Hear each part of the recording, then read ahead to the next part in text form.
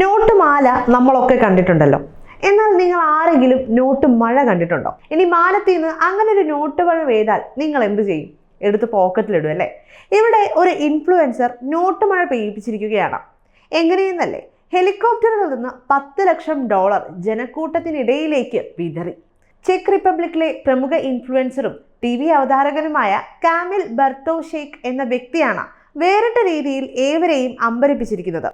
Check റിപ്പബ്ലിക്കിലെ ലിസാനാഡ് ലേബേം എന്ന സ്ഥലത്തിന് സമീപത്ത് വെച്ചാണ് പണം താഴേക്കിട്ടത്. തന്റെ അടുത്തിടെ പുറത്തിറങ്ങിയ സിനിമയുമായി ബന്ധപ്പെടുത്തി കാമിൽ ഒരു മത്സരം സംഘടിപ്പിച്ചിരുന്നു. തന്റെ പുതിയ സിനിമയിൽ ഒരു കോഡുണ്ട്. ഇത് കണ്ടെത്തുന്നവർക്ക് $10 ലക്ഷം സമ്മാനമായി നൽകുമെന്നായിരുന്നു അറിയിച്ചത്. എന്നാൽ മത്സരത്തിൽ ആരും വിജയിച്ചില്ല. ഈ സാഹചര്യത്തിലാണ് വേറിട്ട രീതിയിൽ സമ്മാനത്തുക വിതരണം ചെയ്യാൻ അദ്ദേഹം തീരുമാനിച്ചത്.